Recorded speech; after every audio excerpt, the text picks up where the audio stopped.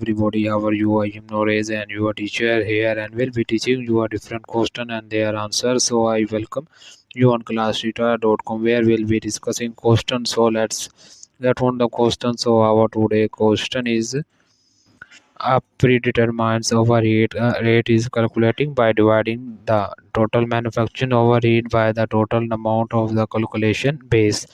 Option A estimated actual, option B actual, option C estimated, option D actual estimated. The correct answer of the question is option C.